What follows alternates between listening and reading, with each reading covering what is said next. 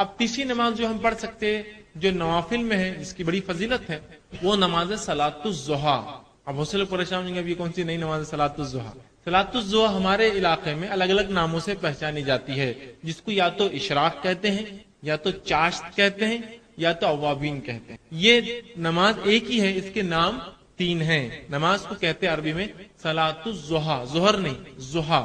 ٹھیک، یہ نماز کیا ہے اور کب پڑھی جائے؟ تو اگر صلاۃ الضحیٰ بالکل سورج نکلتے ہی پڑھی جائے، طلوع آفتاب کے فوراً بعد پڑھی جائے، تو اس نماز کو اشراق کہا جاتا ہے. صلاۃ الضحیٰ کو سورج نکلتے ہی اگر پڑھا جائے فوراً، اس کو کہتے ہیں اشراق. تو مسجدوں میں لکھا ہوتا ہے اشراق کا وقت. اور اشراق کا وقت یاد رکھیے، فجر کے بعد سے اشراق کے وقت تک کوئی نماز ہو بھی نہیں سکتی، کہ تو وہ 20 منٹ طلوع آفتاب کے ہوتے ہیں. تو 6 بجے اگر طلوع آفتاب ہے تو 6:22 کو اشراق شروع ہوتی ہے، یا 20 منٹ کا آپ کم از کم فرق لے لے ہمارے علاقوں کے اعتبار سے. ٹھیک، تو صلاۃ الضحیٰ کو اگر آپ اول وقت میں پڑھے سب سے تو یہ کہلاتی ہے اشراق. اس کی تعداد رکعتیں یاد رکھیے 2 سے لے کر 8 تک ہے. آپ اس کو مکمل 8 رکعت تک پڑھ سکتے ہیں. یاد رکھیے رسول اللہ نے اس سے زیادہ نہیں پڑھی صلاۃ الضحیٰ. تو اگر آپ فوراً سورج نکلتے ہی پڑھتے 2 رکعت کر کے پڑھی، کم از کم 4 پڑھنا چاہیے، زیادہ زیادہ 8 کہتے ہیں علماء. تو کوشش کیجیے اگر آپ ایک سلام سے پڑھ رہے ہیں تو پھر 4 رکعت پڑھیے. اگر وہ 4 رکعتیں پڑھنا چاہتے ہیں ایک ساتھ، بہتر ہے کہ آپ 2 کر کے پڑھیں، اس میں زیادہ انشاءاللہ عزیز. یہ بھی بہرحال 4 رکعت میں ہر نوافل میں، لیکن سنت یہ ہے رسول اللہ نے عموماً نوافل کو 2 کر کے ہی پڑھا ہے. تو کوشش کیجیے 2 کر کے پڑھیں. تو 4 رکعت یہ زیادہ زیادہ 8 پڑھیے. تو فوراً سورج نکلتے پڑھے تو یہ نماز کہلاتی ہے اشراق. سورج نکلنے کے تھوڑی دیر بعد اگر آپ پڑھیں تو اس کو کہتے ہیں چاشت. اور سورج اتنا اوپر آ جائے کہ زمین گرم ہو جائے، تپش شروع ہو جائے، تو اس وقت جو پڑھی جاتی ہے اس کو کہتے ہیں اوابین. ٹھیک، بہت سے لوگوں کو غلط فہمی ہے کہ چاشت یا جو ہے نماز یا اوابین کے تعلق سے کہ یہ مغرب کے بعد ہوتی ہے. درست نہیں، یہ فجر کے بعد ہی ہے. یاد رکھیں ظہر سے پہلے. اور یہ نماز آپ کو زوال سے پہلے پڑھنا ہے. اشراق کہلائیں گی جب سورج نکلتے پڑھیں گے، بیچ میں کبھی پڑھیں گے تو چاشت. اور سورج جب ایسی بلندی پر آ جائے کہ گرم ہونا شروع ہو جائے زمین، اس کو کہتے ہیں اوابین. جب پڑھے جائیں اوابین کہتے ہیں. یہ اونٹوں کے بچے ہوتے ہیں جو کیا کرتے ہیں صبح چونکہ رات میں بہت سردی ہوتی ہے، جو ہی سورج نکلتا ہے تو اونٹ کا بچہ کیا کرتا ہے، جب سورج نکلنا شروع ہوتا ہے جا کر ریت پر کھڑا ہو جاتا ہے. اور جب تک کھڑا ہوتا ہے جب تک کہ اس کو اتنی دھوپ نہ ملے کہ اس کے پیر گرم ہونے لگے. جب اس کے پیر گرم ہونے لگتے تو وہ لوٹ کر اپنی ماں کے پاس بھاگتا ہے. اس کو کہتا ہے اواب، پلٹنے والا. تو اونٹ کا بچہ پلٹ کر بھاگتا ہے اپنی ماں کے پاس کہ اب بہت گرم ہو گیا. اب ظاہر سی بات ہے ریت کو گرم ہونے اور اونٹ کے بچے کے کھر گرم ہونے کے لیے سورج اونچا ہونا ضروری ہے، اوپر آ جانا ضروری ہے، تبھی تو وہ تپش ہوں گی. جس کو ہمارے علاقے میں ہم کہیں گے 10 بجنا یا 11 بجنا، جب تپش دھوپ کی ہو جاتی ہے.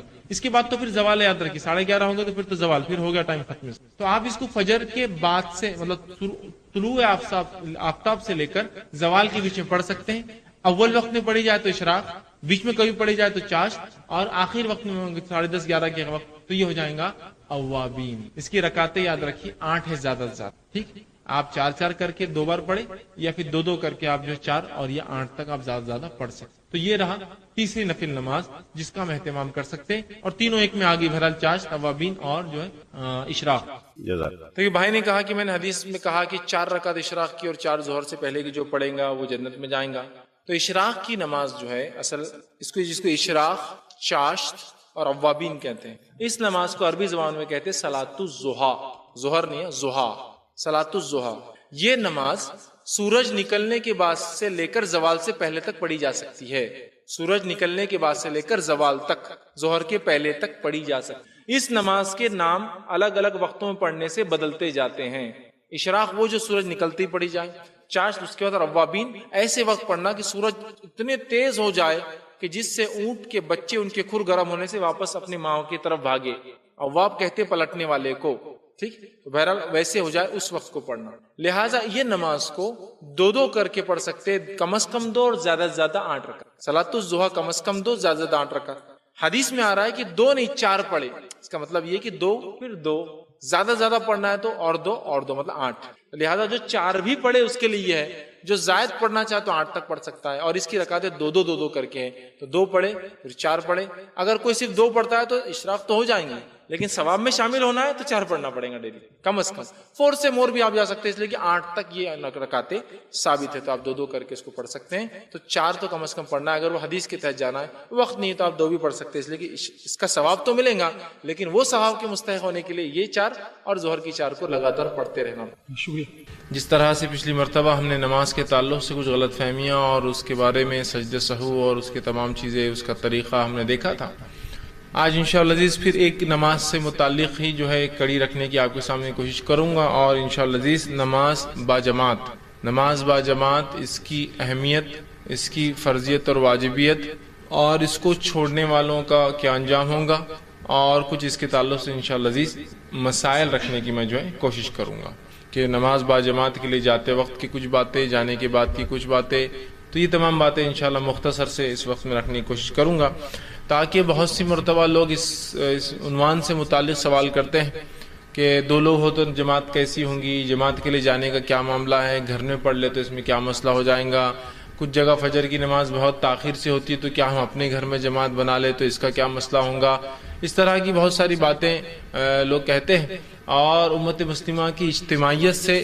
یہ سب باتوں کی بنیاد پر یا لا علمی کی بنیاد پر بہت ساری بار جو ہے ہم کٹ بھی جاتے ہیں اندر کی۔ تو آئیے کچھ باتیں آج آپ کے سامنے میں جو ہے جماعت جو ہے نماز جماعت سے پڑھنے کی جو فضیلت اور چھوڑنے کے نقصانات کیا ہو سکتے ہیں، یا کیسی وعیدیں اس کے تعلق سے وہ رکھنے کی جو ہے کوشش کروں گا۔ سب سے پہلی چیز تو یہ ہے کہ اسلام میں جتنے بھی فرائض ہیں، اگر آپ ان فرائض کو دیکھیں تو یہ باجماعت ہے۔ جیسا کہ توحید اگر چھوڑ دے، مطلب جو لوگ ایمان لاتے ہیں، شہادت دیتے ہیں، وہ ایک الگ مسئلہ ہوتا ہے، انفرادیت میں ہوتا ہے، اس کے علاوہ جتنے اعمال، نماز اجتماعیت میں ہوتی، ٹھیک، اسی طرح جو ہے روزہ اجتماعیت میں ہے، ایسا نہیں ہے کہ ایک جماعت یہ مہینے روزہ رکھے، اگلی جماعت وہ مہینے روزہ رکھے، اگلی جماعت یہ مہینے روزہ رکھے، تاکہ مختلف دنوں میں روزے چلتے رہیں، ایسا بھی نہیں۔ اسی طرح جو ہے زکوٰۃ اجتماعیت کا نظم ہے، بیت المال میں زکوٰۃ جمع ہوں گی۔ حج اجتماعیت کا نظم ہے کہ تمام لوگ حج ایک ساتھ کرتے ہیں، حج کے لیے بھی کوئی وقت نہیں کہ 15 دن بعد ان کا وقت، 15 دن بعد ان کے بعد 15 دن بعد ان کا وقت، ایک ہی ہے۔ تو اسلام میں جماعت کے بغیر مسلمان کا تصور نہیں ہے اندر کی۔ تو اسی طرح نماز جو کہ ارکان اسلام میں دوسرا رکن ہے، شہادت کے بعد دوسری اہم جو ہے عبادت ہے، فرائض میں سے دوسرا فریضہ ہے، اس کے تعلق سے بھی یاد رکھیں اسے اجتماعیت میں ہمیں کرنا ہے، انفرادیت میں نہیں کرنا ہے۔ اور نبی اکرم صلی اللہ علیہ وسلم با جماعت نماز کے حکم دیتے ہیں۔ اللہ رب العزت کئی مرتبہ قرآن میں وَرْكَعُوا مَعَ الرَّاكِعِينَ ایک جگہ کہا کہ رکوع کرو رکوع کرنے والوں کے ساتھ۔ تو ظاہر سی بات ہے رکوع کرنے والوں کے ساتھ رکوع کرو، مطلب رکوع نماز کے اندر ایک اس کا رکن ہے، جب نماز ہم پڑھتے ہیں تو رکوع کرو رکوع کرنے والوں کے ساتھ، مطلب اجتماعیت میں نظم ہوگا، ہے نا۔ اسی طرح کہیں کہا کہ جب تم لوگ جو ہے جنگ میں ہو، جہاد پر ہو، تو ایک جماعت پہلے امام کے ساتھ کھڑی ہو جائے اور دوسری جماعت حفاظت کے لیے کھڑی ہو۔ تو گویا میدان جنگ میں بھی ہے اور ایک ساتھ لوگ نہیں پڑھ سکتے ہیں، تو آدھے آدھے پڑھ رہے ہیں کہ ایک جماعت نماز میں لگی ہے، دوسری جماعت حفاظت میں لگی ہے نا۔ تو گویا آپ صلی اللہ علیہ وسلم کے حکم، قرآن کے احکامات سے ہی پتہ چلتا ہے کہ ہمیں یہ چیز بھی اجتماعیت میں کرنا ہے۔ اور نماز با جماعت کا جو ہے ہر مسلمان کو اسلام نے حکم دیا، ہر مسلمان کو نبی اکرم صلی اللہ علیہ وسلم نے حکم دیا کہ ہم جب بھی نماز پڑھیں جماعت کے ساتھ نماز پڑھے، یاد رکھیں اجتماعیت اس معاملے میں قائم کریں۔ آپ صلی اللہ علیہ وسلم فرماتے ہیں، حدیث اس طرح سے ہے، اور یہ حدیث جو ہے ابو داؤد کی سنن نسائی میں آتی ہے۔ آپ صلی اللہ علیہ وسلم فرمایا، جس شہر یا دیہاتی آبادی میں 3 شخص رہتے ہو، مطلب جس جگہ چاہے دیہات ہو چاہے شہر ہو، اگر 3 مسلمان رہتے ہیں، ٹھیک، جس شہر یا جس دیہات میں 3 مسلمان رہتے ہو اور ان میں جماعت کا نظم نہ ہو، اور اگر یہ جماعت سے نماز نہ پڑھتے ہو، کوئی جماعت کا نظم نہ ہو، تو آپ فرماتے اور کہتے نہ ہو، تو ان پر شیطان غالب آ جاتا ہے۔ تو ان لوگوں پر کیا ہوگا؟ پھر ان لوگوں پر جو 3 ہو یا اس سے زیادہ کوانٹٹی ہو جائے اور وہ جماعتی نظم قائم نہ کرے نماز اور دیگر چیزوں میں، تو شیطان ان پر غالب آ جاتا ہے۔ اور پھر آپ فرماتے لہٰذا جماعت قائم کرو، کیونکہ بھیڑیا ریوڑ سے الگ رہنے والی بکری کو جو ہے یہ بھیڑ کو کھا جاتا ہے۔ بھیڑیا جو بھیڑ یا بکری ریوڑ سے اپنے گروپ سے الگ ہو جاتی ہے، جماعت سے الگ ہو جاتی ہے اس کو اچک لیتا ہے۔ تو یہاں نبی اکرم صلی اللہ علیہ وسلم نے اس بات کا خوف بتایا کہ اگر ہم جماعت سے نہیں نماز قائم کریں گے اور جس دیہات اور جس بستی میں 3 مسلمان ہو جائے اور اس کے بعد یہ عمل نہ ہو کہ وہ جماعت قائم نہ کرے، جماعتی نظم قائم نہ کرے، تو ایسی جگہ پھر شیطان آ جائیں گا اور شیطان جو ہے پھر اچک لیں گا۔ اور آپ نے وضاحت کی کہ جس طرح سے جو بھیڑ یا بکری، ریوڑ سمجھتے نا، پورا گروپ میں چلتی، جتھے میں چلتی ہے، الگ ہوتی ہے، بھیڑیا اسی پہ حملہ کرتا ہے، چونکہ پورے بکریوں پہ حملہ نہیں کرتا اور بیچ میں آ کے کبھی حملہ نہیں کرتا ہے، تو کہا بھیڑیا ایسی ہی بھیڑ پہ حملہ کرتا ہے جو ریوڑ سے، گروپ سے الگ ہو جاتی ہے۔ تو لہٰذا یہاں بجماعت نماز کی اہمیت بتائی جا رہی ہے۔ اگر ایسا نہ ہوا تو شیطان ان لوگوں پر، اس بستی والوں پر، اس شہر والوں پر غالب آ جائیں گا اور ان کو جو ہے وہ بکھیر دیں گا، یاد رکھیے، مطلب اللہ کی اطاعت اور اس کی بندگی سے دور کر دیں گا۔ تو یہاں پتہ چل رہا ہے بجماعت نماز کی کیا اہمیت ہے۔ اسی طرح دوسری ایک روایت میں آپ صلی اللہ علیہ وسلم فرماتے اور کہتے ہیں، یہ روایت جو صحیح بخاری کی ہے، روایت کے الفاظ سننے کتنے سخت ہے۔ آپ صلی اللہ علیہ وسلم فرماتے اور کہتے ہیں کہ مجھے اس ذات کی قسم جس کے ہاتھ میں میری جان ہے، میں نے ایسا ارادہ کیا کہ ایک مرتبہ لکڑیاں جمع کروں اور اذان دینے لگاؤں، جب اذان ہو جائے تو کسی اور کو نماز کے لیے آگے بڑھا دوں، جب وہ نماز شروع کر دے تو پھر میں بستی اور شہر میں نکلوں اور ان تمام لوگوں کے گھر کو آگ لگا دوں جو بنا کسی عذر کے وجہ کے گھر میں جو ہے نماز پڑھتے ہیں۔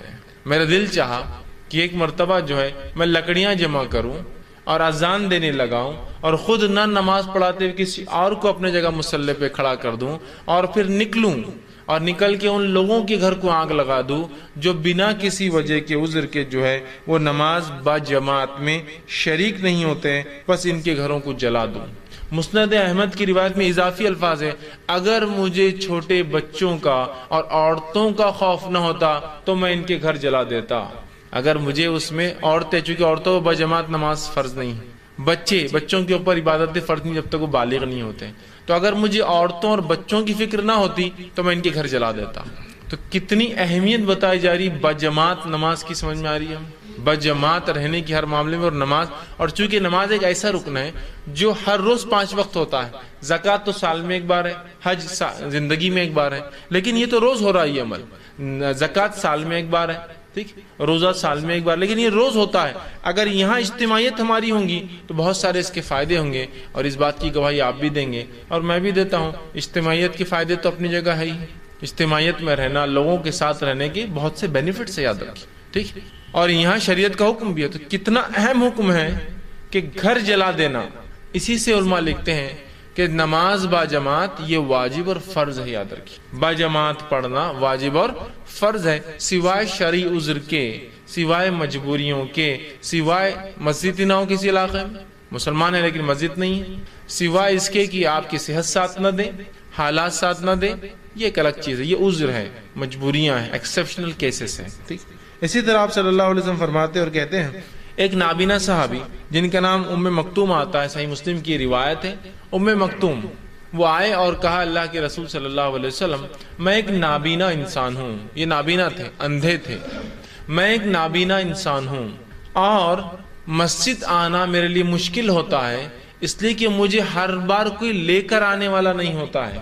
وہ نابینا تھے اور نابینا انسان کو ظاہر سے چلنے میں بہت تکلیف ہوتی ہے، تو کہا مجھے ہر بار کوئی انسان نہیں ملتا جو مجھے پکڑ کر مسجد تک لا کر چھوڑ دے، تو لہٰذا کیا میں اپنی نمازیں گھر پر پڑھ لوں؟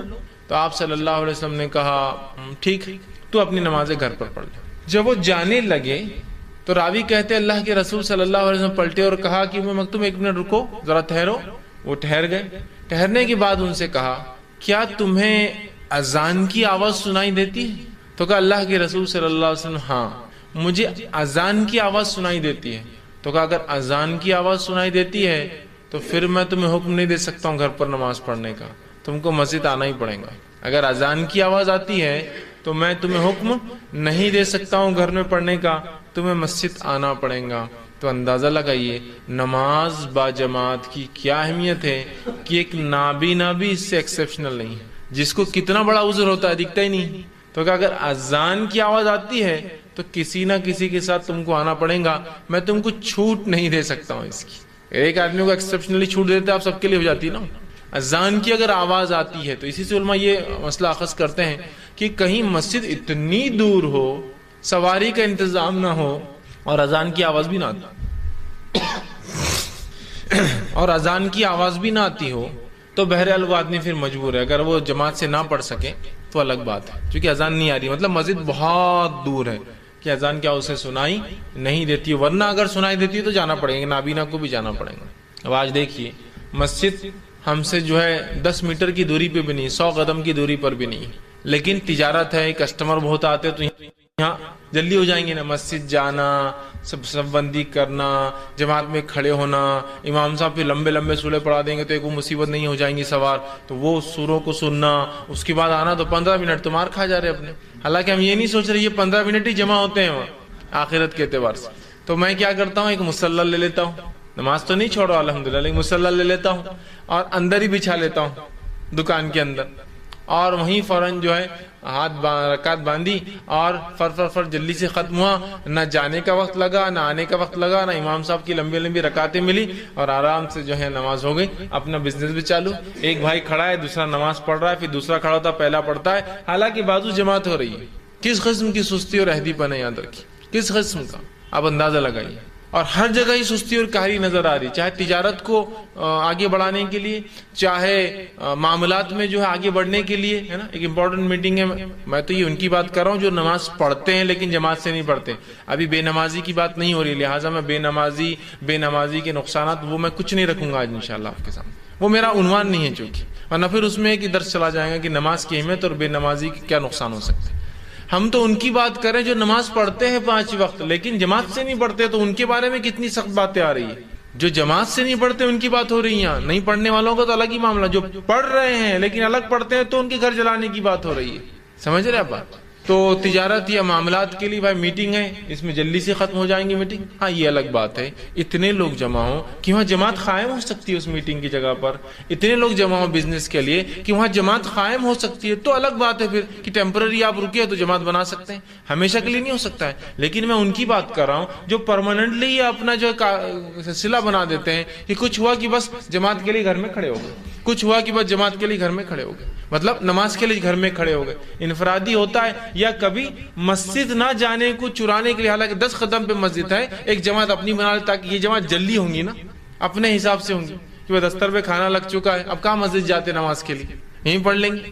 میں ایکسیپشنل کیس کی بات نہیں کر رہا ہوں کہ رمضان میں آپ کسی دعوت میں ہیں جہاں الحمدللہ رمضان میں تو تقریباً لوگ نماز پڑھتے ہی ہیں, جس کی وجہ سے مسجدیں ویسے ہی نہیں پڑتی ہے, تو مسجد والے بھی چاہتے ہیں کہ آپ کہیں پڑھ لے تو اچھا ہوتا ہے نا.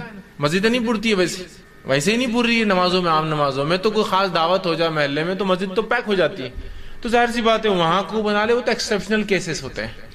لیکن جنرل اس میں ہم ایسا کرتے ہیں, بہت سے لوگ ایک سلسلہ بنا لیتے ہیں کہ بس گھر میں نماز پڑھ لو, بزنس کی جگہ نماز پڑھ لو, چھت پر نماز پڑھ لو. ٹھیک, مجبوریاں الگ چیز ہے کہ میں کالج میں ہوں جہاں سے مسجد نہیں, اذان کی آواز نہیں آتی تو میرے لیے پھر جانا بھی ضروری نہیں, تو وہاں میں جماعت بنا لیتا ہوں یا وہاں میں پڑھ لیتا ہوں مصلی ڈال کے نماز انفرادی. وہ الگ شکلیں ہیں, لیکن عام اعتبار سے ہم دیکھتے ہیں لوگ بہت جی چراتے ہیں نماز کے معاملے اور پڑھتے ہیں. اور جب انسان جماعت سے چھوٹ جاتا ہے نا, تو یہ میرا تجربہ اور مشاہدہ ہے, میں نے دیکھا ہوں جن لوگوں نے با جماعت نماز کو چھوڑا, پھر گھروں میں جماعتیں چالو کی, پھر انفرادی, چونکہ گھر میں جماعت مینٹین نہیں ہو سکتی کبھی, پھر انفرادی چونکہ لوگ نہیں آنے, انفرادی جماعتیں چالو کی.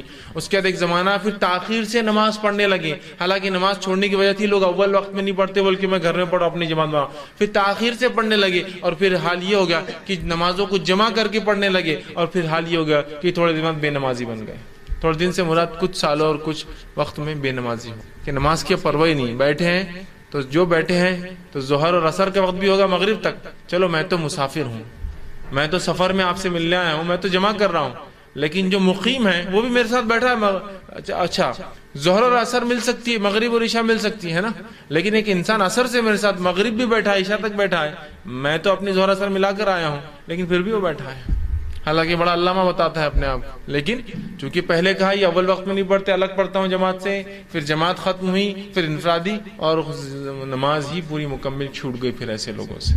تو بڑی احتیاط کریں, با جماعت نماز کو کبھی معمولی نہ سمجھے، ہر بار کوشش کرے کہ جماعت کے ساتھ پڑھوں۔ اس کی بڑی اہمیت ہے کہ ایک نابینا کو بھی اس سے ایکسیپشنل مستثنا نہیں کیا گیا شریعت میں۔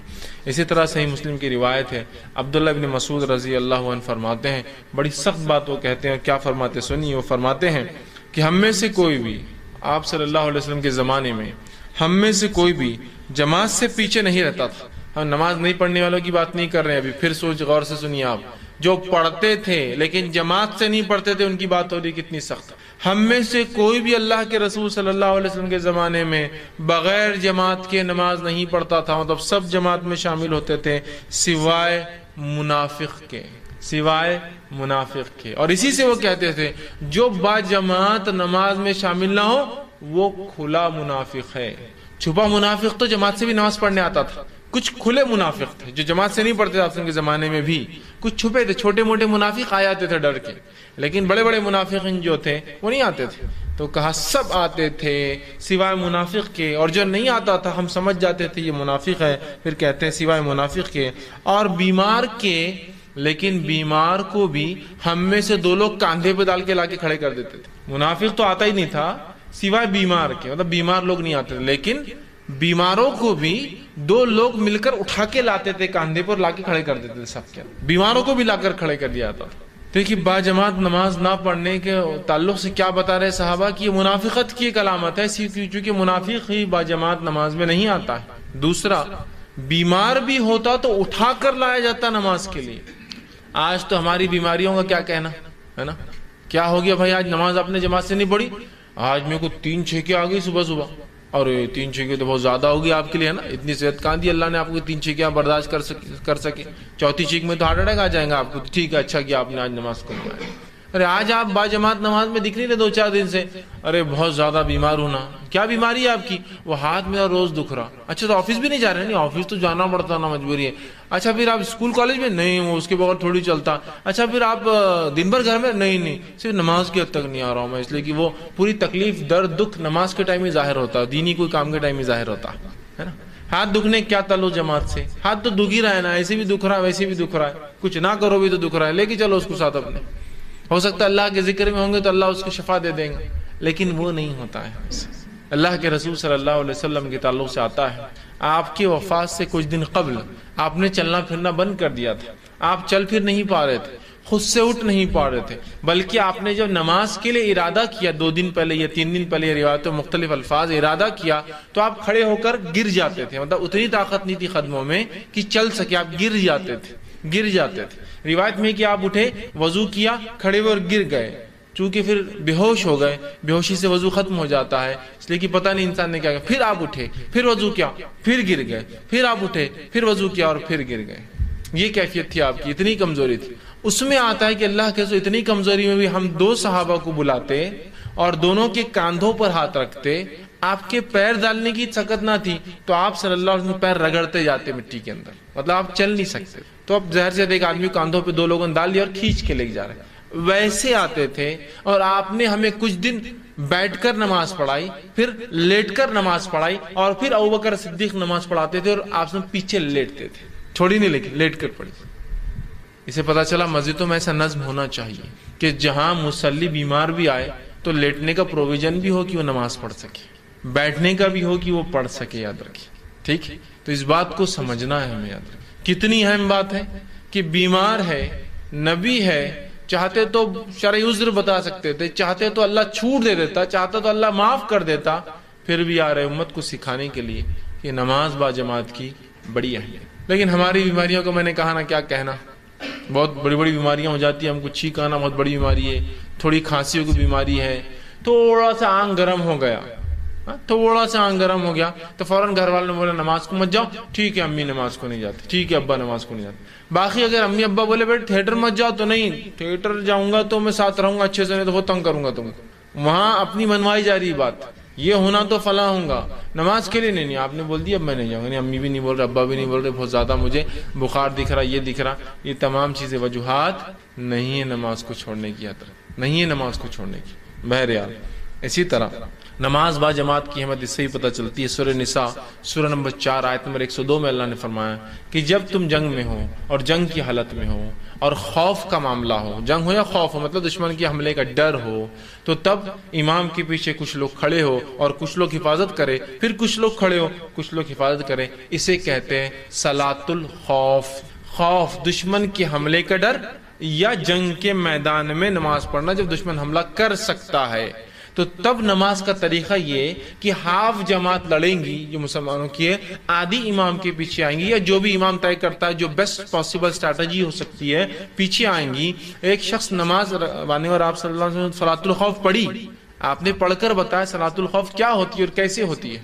تو امام کھڑے ہوتے، اللہ کے رسول کھڑے ہوئے ایک مرتبہ نماز کے لیے، آدھے صحابہ پیچھے آئے، ٹھیک، آدھے صحابہ پیچھے آئے، اس کے بعد 2 رکعت کے بعد سلام پھیر کر چلے گئے، پھر آدھے اس کے بعد آئے. رسول اللہ کنٹینیو کر رہے اپنی، آپ نے 4 پڑھی، صحابہ نے 2 اور اس کے بعد کی جماعت نے 2 رکعت پڑھ کے اپنے گئے.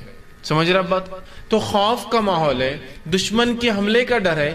اتنے میں بھی نبی اکرم صلی اللہ علیہ وسلم بتا رہے ہیں، اللہ حکم دے رہا ہے کہ نماز با جماعت ہوں گی، کہ آدھے لوگ پڑھے اور آدھے حفاظت کریں.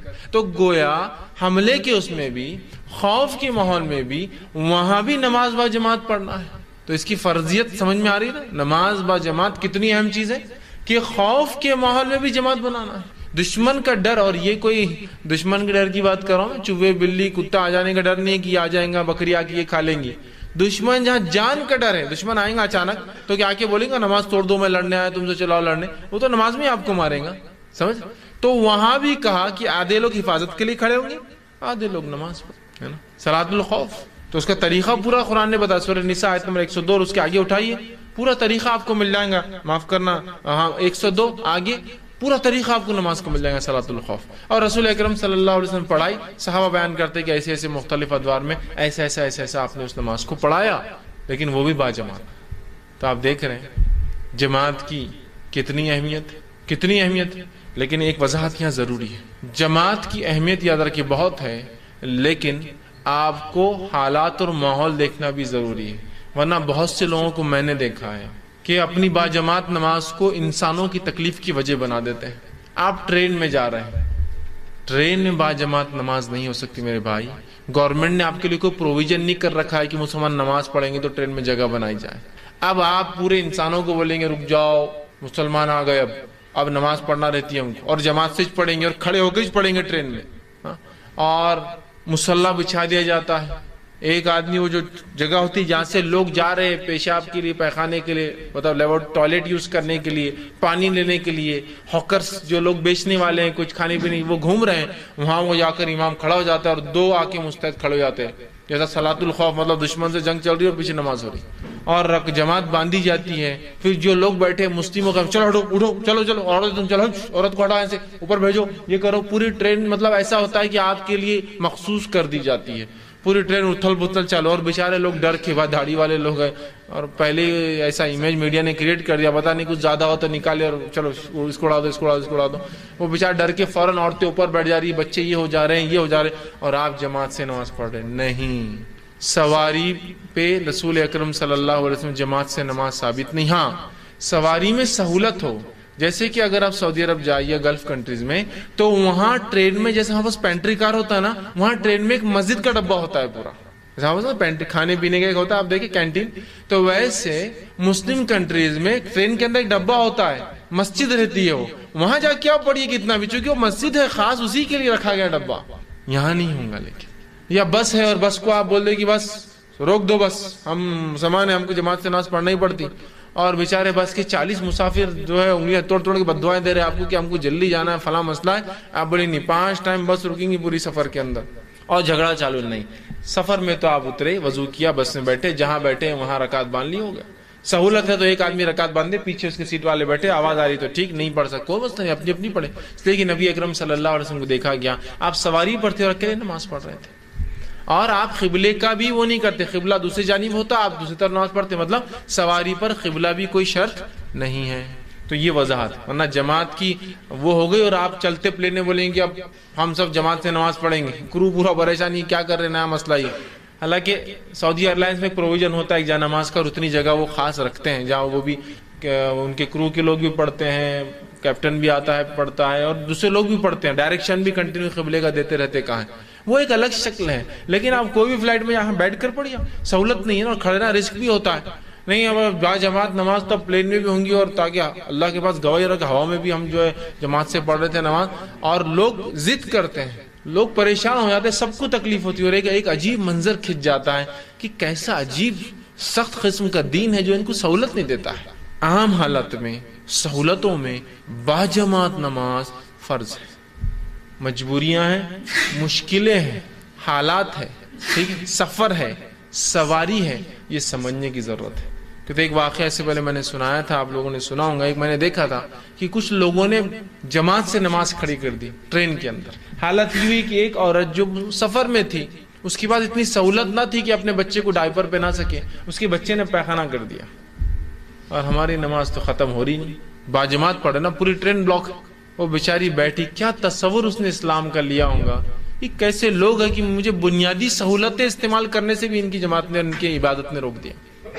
یہ نہیں ہونا چاہیے, یاد رکھیے, یہ نہیں ہونا چاہیے. یہ چیز کو سمجھنا بے انتہا ضروری ہے ہم لوگوں کے لیے کہ جماعت سے نماز بھی پڑھنا ہے, لیکن انسانوں کا جب معاملہ آ گیا تو حقوق العباد ترجیح لے جاتے حقوق اللہ پر. معلوم آپ کو یہ بات بھی سمجھیے, جماعت کی میں بات کر رہا ہوں. آپ بولیں گے ایسا کیسا, بندوں کے حق اللہ کے اوپر ہی فخر لے جاتے ہیں. ہاں لے جاتے ہیں. یہی اللہ کے رسول جو فرما رہے ہیں, میرا دل چاہتا ہے لوگوں کے گھروں کو آگ لگا دو جو مسجد میں نماز نہیں پڑھ کے گھر میں پڑھتے ہیں. یہی اللہ کے رسول صلی اللہ علیہ وسلم فرماتے ہیں جو پیاز اور لہسن کا ہے وہ ہماری مسجدوں میں داخل نہ ہوں. کیا کہہ رہے ہیں, مسجد میں جو نہیں آتے گھر جلا دو. یہی اللہ کے رسول جو پیاز اور لہسن کا مسجد میں نہ, چکے بندوں کے حق مارے جاتے, پیاز لہسن سے بدبو آتی ہے جس سے انسانوں کو تکلیف ہوتی ہے. دوسرا فرماتے ہیں جب کسی کو بیت الخلا جانا ہو, رفع حاجت کو جانا ہو, پیشاب پیخانے کو جانا ہو, وہ جماعت میں بعد میں شامل ہو, پہلے رفع حاجت کو جائے تو انسان یہ آئے, بندوں کا حق پہلے آ گیا, رفع حاجت پہلے اور عبادت بعد میں. جس کو بھوک لگی ہو اور مغرب کا وقت ہو تو وہ کھانا کھا لے, اگر اسے امید ہے آخری رکعت بھی مل جائیں گی تو پہلے کھانا ختم کریں پھر آخری رکعت میں شامل ہو. کھانا پہلے نماز بعد میں, بندوں کا حق. تو میں بھی اسی لیے کہہ رہا ہوں جب ٹرین میں ہیں, بسز میں ہیں, سہولتیں نہیں ہوتی ہیں تو وہاں کیا کریں گے آپ, وہاں جماعت کا اہتمام نہیں ہوں گا. اس بات کو سمجھنے کی ضرورت ہے. آپ اسی طرح نماز با جماعت کی کیا فضیلت آتی ہے, فضیلت بھی رکھتا ہوں. جب اتنی وعید کی گئی تو فضیلت کیا بتائی گئی, آئیے آپ صلی اللہ علیہ وسلم نماز با جماعت کی فضیلت بتاتے ہیں اور فرماتے ہیں, صحیح بخاری کی روایت ہے, جماعت کے ساتھ نماز جو پڑھی جاتی ہے وہ اکیلے نماز پڑھنے کے مقابلے میں 27 درجے 27 ٹائمز اچھا ہے, افضل ہے, زیادہ ثواب دینے والی چیز ہے. جماعت میں جو نماز پڑھی جاتی ہے وہ انفرادی نماز کے مقابلے میں 27 ٹائمز 27 درجے زیادہ ثواب دیتی ہے. کتنی بڑی بات بیان ہے, 27 درجے, ماشاءاللہ 27 ٹائمز ثواب ملتا ہے. لیکن اس سے ایک بات اور نکلتی جو علماء نکالتے ہیں, مسئلہ یہ کہ باجماعت نماز نہ بھی کوئی پڑھے تو نماز تو قبول ہو جائے گی. اس لیے کیا فرمایا, 27 درجے زیادہ, مطلب اس کو 27 لیس ہے, لیکن نماز نہیں ہوتی, ایسا نہیں ہوگا. میں اس لیے کہہ رہا ہوں, ورنہ پھر ایک نئی غلط فہمی کہ جماعت سے میں نے کہہ دیا تو آپ دوسرے کو الزام فتوی لگا دیتے نماز ہی نہیں ہوتی. نہیں, وہ بہت بڑا گناہ کر رہا ہے کہ وہ نماز کچھ ایسا کر کے جو ہے بہت اپنے نفس کو نقصان میں اور ظلم میں ڈال رہا ہے. لیکن پھر بھی شرعی عذر کے تحت, مجبوریوں کے تحت, حالات کے تحت, یا کوئی پڑھ لیتا ہے تو ثواب سے تو محروم ہے لیکن نماز ہو جاتی ہے. یہ بات بھی سامنے آ رہی ہے. 27 درجے زیادہ ثواب ملتا ہے, کتنی بڑی بات ہے نا. اب لیکن 27 درجے زیادہ ثواب, اس سے کیا ہوتا, یہ کیلکولیشن ہمارے پلے پڑتا نہیں نا. اگر میں آپ کو یہ کہوں کہ آپ اگر ایک پروڈکٹ لا کر سیل کریں تو آپ کو ڈبل منافع ہوگا, 2 گنا منافع, 2 ٹائمز, تو یہ ہم کو برابر سمجھ, 2 ٹائمز 1000 کی چیز 10 روپیز پروفٹ, 2 ٹائمز 200, اوہ حساب بالکل کلیئر ہے. 3 ٹائمز پروفٹ, 3 درجے زیادہ منافع, اوہ 300 روپے بالکل کلک ہو رہے ہیں ہم کو, اور 4 درجے زیادہ منافع, اوہ 4. یہ 27 درجے سمجھ میں نہیں آتا, لیکن ہوگا. دین کہنا کوئی مسئلہ نہیں, اللہ بڑھا دیں گا, ہو سکتا ہے بعد میں, چلو ایزی لے لو. میں یہ بتانا چاہ رہا ہوں کہ دنیا میں کیسے حساب کرتے ہیں. یہ 1 گنا 2 گنا زیادہ پروفٹ دور کی بات ہے. جو لوگ اوریجنل بل بزنس کرتے ہیں وہ یہ سب چیزیں جانتے ہیں. روپے 2 روپے اور 4 روپے کی بھی بڑے ٹرن اوور کے اندر کیا نقصان اور کیا فائدے ہو سکتے ہیں, سمجھتے ہیں آپ. 25 پیسے بھی اگر ایک کسٹمر کو آپ یوں چھوڑتے ہیں, ایک دن میں 100 کسٹمر آتے ہیں تو منتھ کے اندر اتنا ہوتا ہے جتنا آپ کا ٹیلی فون بل ہوتا ہے, اتنا نکل جاتا ہے آپ کا کاسٹ. سمجھ رہے آپ. تو جو ٹرن اوور پہ بزنس کرتے ہیں وہ جانتے ہیں روپے کا کیا وہ ہوتا ہے. ایک صاحب تھے, وہ بزنس کرتے تھے, دن بھر میں جو ہے 25 کنٹل شکر بیچتے تھے اور سب سے کم کاسٹ میں ان کی شکر بکتی تھی. اتنا کم کی جتنا ہول سیل ملتا اتنے ریٹ میں بیچتے تھے. جب ان سے پوچھا گیا کہ پھر آپ کا منافع کیا ہے, تو اس زمانے میں شکر وہ موٹے موٹے تھیلوں میں آتی تھی, تو کہا منافع میرا یہ تھیلا 100 روپے میں بکتا ہے بعد میں, تو 25 کنٹل بیچتا ہوں ٹرن اوور پہ, اور 2500 روپے تھیلے کی ملتے ہیں, شکر میں نہیں کماتا ہوں, ٹرن اوور پہ بزنس کرتا ہوں, ہے نا. تو وہ آدمی بولیں گا یار ایک گنا کا کیا ہوتا ہے, 1 ٹائم مور پروفٹ مطلب 100 ٹائم ہو جاتا ہے نا ایگزیکٹلی. ایک درجہ ایک گنا مطلب ملٹیپل آف, تو وہ ہوتا ہے 100 ٹائمز ہوتا ہے ایگزیکٹلی. اس سے 100 روپے کا 200 ہونا ہوتا ہے 100 ٹائمز ہو جاتا ہے, 300 ہونا تو 27 درجے. میں یہ بات سمجھانے کی کوشش کر رہا ہوں کہ دین میں یہ کیلکولیشن ہم کو سمجھتے نہیں. جب درجات کی بات ہو رہی 700 درجے ثواب, 70 درجے ثواب نہیں سمجھتا, سمجھیے اس کو دنیا کی حساب کتاب سمجھتے ہیں. تو بہرحال 27 درجے زیادہ ثواب کون بیوقوف ہے جو چھوڑ سکتا ہے نا. آئیے اسی طرح آپ فرماتے ہیں اس کی فضیلت میں صحیح بخاری صحیح مسلم متفق علیہ روایت فرماتے اور کہتے سنیے, آدمی کا جماعت کے ساتھ نماز پڑھنا گھر اور بازار میں نماز پڑھنے کے مقابلے میں 20 سے زیادہ گنا زیادہ فائدے مند, 20 ٹائمز یا مور دین 20 ٹائمز. اوپر والی روایت میں 27 ٹائمز آ گیا, اس روایت میں مور دین 20 اپ ٹو 27 ٹائمز. یہ معنی ہو سکتا ہے کہ 20 سے لے کر 27 کے بیچ میں کچھ درجات اس کی نیت کے اعتبار سے ملیں گے اس کو.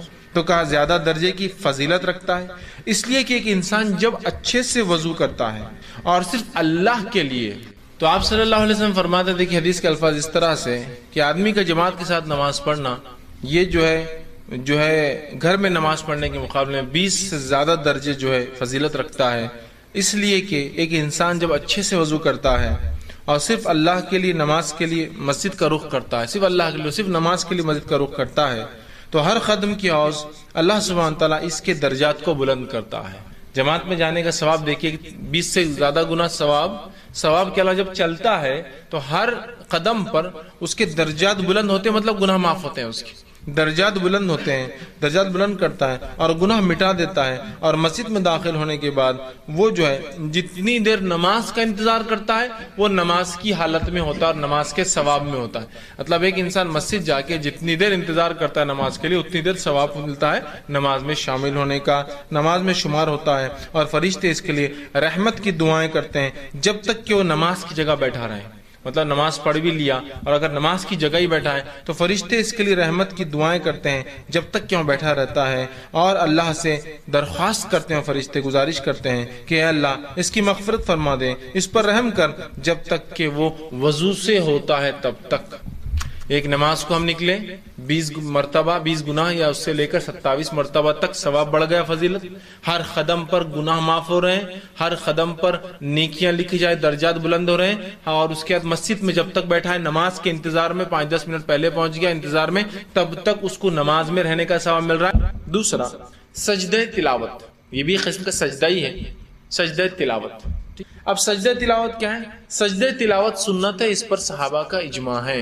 سجدہ تلاوت سنت ہے, اس پر صحابہ کا اجماع ہے, یاد رکھیں. ٹھیک ہے, اس کی مشروعیت, اس کا مشہور ہونا, اس کا عمل میں لانا, رسول اللہ کا اس کو عمل کرنا, اس معاملے میں صحابہ کا اجماع ہے. اس معاملے میں کچھ اختلاف پایا جاتا ہے کہ واجب ہے یا سنت ہے, ضروری ہے یا سنت ہے. تو اس معاملے میں صحیح قول اور صحیح رائے ہے سجدہ تلاوت کا کرنا سنت ہے, واجب نہیں ہے. یاد رکھیں, سجدہ تلاوت کا کرنا سنت ہے, واجب نہیں ہے. انشاءاللہ میں آپ کے سامنے کچھ واقعات اور کچھ حالات رکھنے کی جو ہے صحابہ کے اقوال وہ رکھنے کی کوشش کرتا ہوں. آئیے, سب سے پہلی چیز جو ہے صحیح بخاری کی روایت ہے, آپ صلی اللہ علیہ وسلم فرما کہا, میں نے بلکہ جو ہے یزید بن ثابت رضی اللہ عنہ فرماتے ہیں, میں نے اللہ کے رسول صلی اللہ علیہ وسلم کو دیکھا کہ آپ نے سورہ نجم کی تلاوت کی اور آپ نے اس میں کوئی سجدہ نہیں کیا. مطلب آپ نے سورہ نجم کی تلاوت کی اور اس میں آپ نے کوئی سجدہ نہیں کیا, حالانکہ سورہ نجم میں ایک سجدہ آتا ہے. اس سے پتہ چلا کہ سجدہ تلاوت یہ سنت ہے, واجب نہیں. اگر واجب ہوتا تو وہ صحابی کو اللہ کے رسول کرواتے, وہ کہتے میں نے پڑھا اور مجھے سجدہ تلاوت آپ نے نہیں دیا اس کے کرنے, جبکہ ہم جانتے ہیں سورہ نجم میں ایک سجدہ آتا ہے. اسی طرح عمر ابن خطاب رضی اللہ عنہ نے ایک بار جمعے کا خطبہ دیا, صحیح بخاری کی روایت ہے, جمعے کا خطبہ دیا. جمعے کے خطبے کے اندر آپ نے جو ہے سجدے کی آیت تلاوت کی, اس کے بعد سجدہ کیا, سجدے کے بعد آپ نے خطبہ کنٹینیو کیا. دوسرے جمعہ آپ نے پھر وہی سورت پڑھی, سجدے کی آیت پڑھی اور سجدہ نہیں کیا, اور سجدہ نہیں کرنے کے بعد یہ کہا اور فرمایا یقیناً ہمیں ان سجدوں کا حکم نہیں دیا گیا, لہٰذا جو شخص سجدہ کرنا چاہے کرے اور جو نہ کرنا چاہے اس پر کوئی گناہ نہیں. حضرت عمر نے نماز خطبے میں ایک آیت تلاوت کی جو سجدہ تھا, جس میں سجدہ کیا. اگلے جمعہ وہی آیت تلاوت کی, سجدہ نہیں کیا اور کہا ہمیں سجدہ کرنے کا حکم نہیں دیا گیا تھا، مطلب یہ سنت ہے، واجب نہیں، تو لہذا جو کرے بہت اچھی بات ہے، جو نہ کرے اس پر کوئی گناہ نہیں، لیکن میں یہ کہوں گا کرنا چاہیے، یہ مستحب اور پسندیدہ عمل ہے، رسول اللہ نے کیا، کرنا چاہیے لیکن واجب نہیں۔ دونوں باتیں آپ سمجھ رہے ہیں ایک ساتھ؟ کوئی گناہگار نہیں ہوگا اگر نہیں کرتا ہے تو، لیکن کرنا چاہیے۔ رسول اللہ نے نماز میں بھی کیا سجدہ تلاوت، نماز کے باہر بھی کیا، تو نماز میں بھی کیا جا سکتا ہے، نماز کے باہر بھی کیا جا سکتا ہے، کرنا چاہیے لیکن واجب اور فرض نہیں ہے، یاد رکھیں، ٹھیک۔ اسی طرح جو ہے اس کو کرنا کیوں چاہیے، اس کے تعلق سے جو بات ملتی ہو تو یہ کہ رسول اللہ نے ہمیشہ کیا تو یہ افضل ہوا۔ دوسری بات جو ملتی ہے ہم کو وہ یہ ہے جو سجدہ تلاوت کرنے کا جو فائدہ ہے، جس کی وجہ سے میں کہہ رہا ہوں کرنا چاہیے، وہ صحیح مسلم کی حدیث آپ نے فرما دی، کتنی اچھی بات ہے۔ جب ابن آدم کسی سجدے کی آیت پر تلاوت کرتے وقت سجدہ کرتا ہے اور پھر سجدہ کرتا ہے تو شیطان کہتا ہے مجھے سجدے کا حکم ہوا، میں نے نہیں کیا۔ ابن آدم کو سجدے کا حکم ہوتا ہے، یہ سجدہ کر رہا ہے جس کی وجہ سے اسی جنت میں جائیں گا، اور مجھے سجدے کا حکم ہوا تھا، میں نے انکار کیا جس کی وجہ سے میں آگ میں جاؤں گا۔ تو ایک تو موقعہ مطلب جو ہے ایک مستحب عمل ہے، اور دوسرا شیطان کو رسوا کرنے والا عمل ہے نا۔ شیطان رسوا ہوتا ہے کہ مجھے حکم ہوا تھا، میں نہیں کر پایا سجدہ، میں نے نہیں کیا۔ ابن آدم کو حکم ہوا، اس نے کیا، وہ جنت میں جائیں گا، مجھے حکم ہوا، میں نے نہیں کیا، میں آگ میں جاؤں گا۔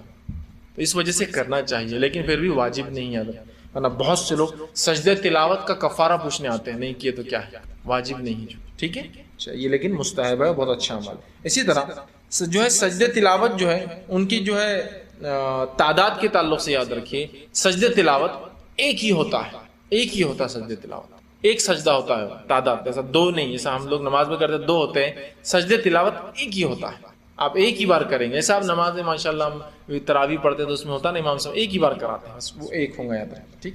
نماز میں اگر ہوں گا تو اللہ اکبر کے ساتھ ہوں گے تاکہ پتہ چلے کہ سجدہ تلاوت، اور نماز کے باہر کریں گے تو آپ سیدھے چل جائیں گے سجدے کے اندر، کچھ بولنے کی ضرورت، ٹھیک ہے۔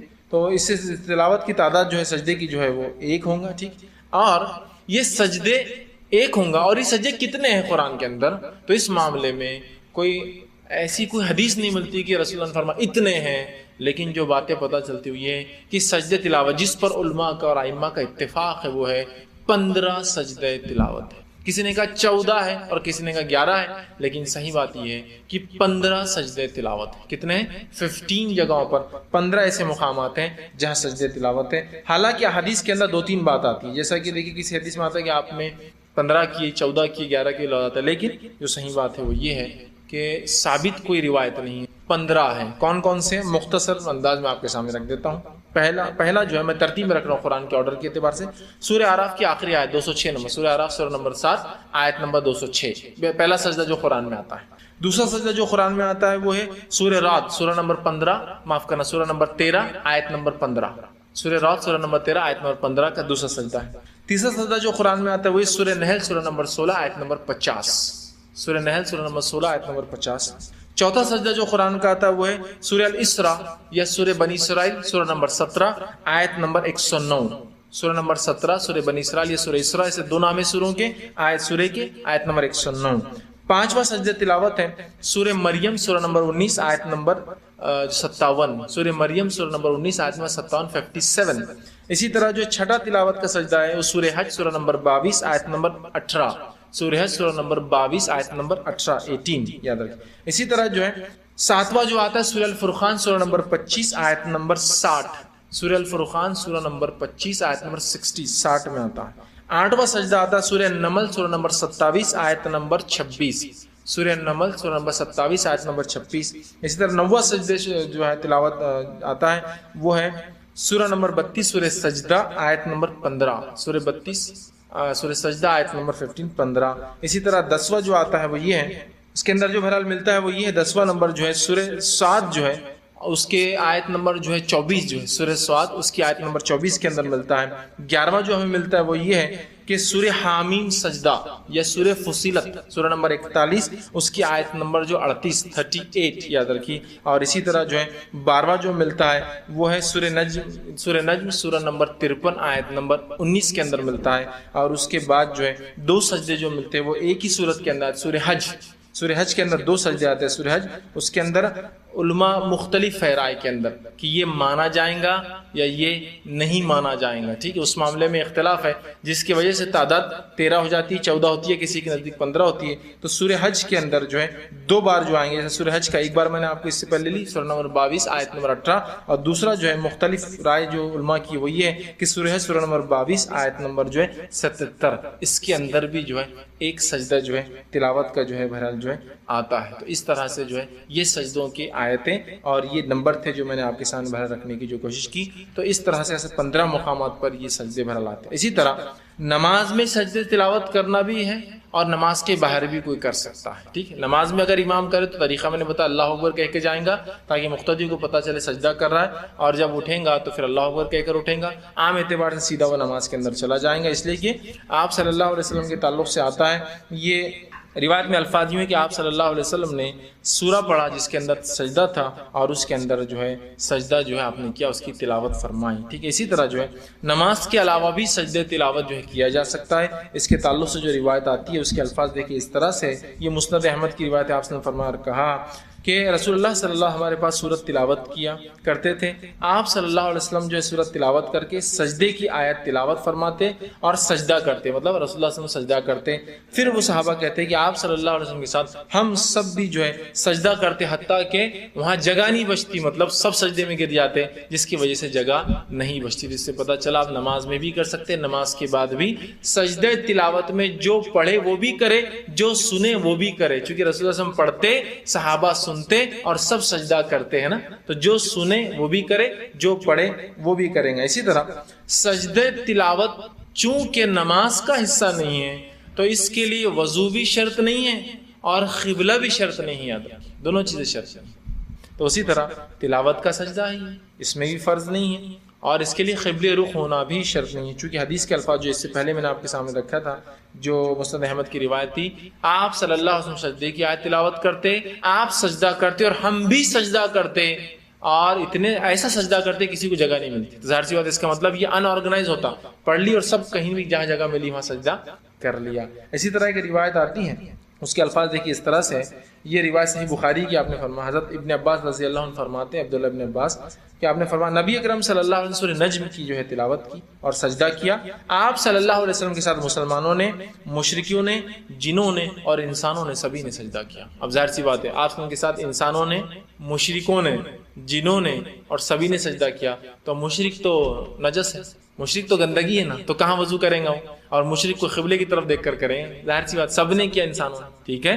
تو اس سے پتہ چل رہا ہے کہ اس کے لیے وضو بھی شرط نہیں ہے چونکہ یہ نماز کا حصہ نہیں ہے، اور اس کے لیے جو قبلہ رخ ہونا بھی شرط نہیں ہے، جہاں جیسے آپ کو سہولت ملے آپ بآسانی اس کو جو ہے کر سکتے ہیں۔ اسی طرح جو ہے سجدہ تلاوت کے لیے تکبیر کہنا لازم نہیں ہے، سجدہ تلاوت نماز میں ہو تو تکبیر کہنا پھر لازم ہو جائیں گے تاکہ لوگوں کو پتہ چلے سجدہ تلاوت ہو رہا ہے، ٹھیک ہے۔ اسی طرح جو ہے سجدہ تلاوت کی تسبیح وہی ہے جو سبحان رب الاعلی ہم کرتے ہیں، لیکن سجدہ تلاوت کی اور 2 دعائیں جو ایک ابو داؤد اور ایک ابن ماجہ کی ہے، آپ چاہے تو دعائیں پڑھ سکتے ہیں، آپ دعاؤں کو جاننے کے لیے آپ چھوٹی سی کتاب آتی ہے حسن المسلم لے لیں، ساری دعائیں اس میں وہ سجدہ تلاوت کی دعائیں مل جائیں گی۔ اگر کسی کو سجدہ تلاوت کی دعا یاد نہ ہو تو سب سے سمپل سبحان ربی الاعلی جو آپ نماز کے سجدے میں کرتے وہ کر سکتے، لیکن اس سے ہٹ کر بھی سجدے میں یہ 2 دعائیں ثابت ہیں، آپ وہ کر سکتے۔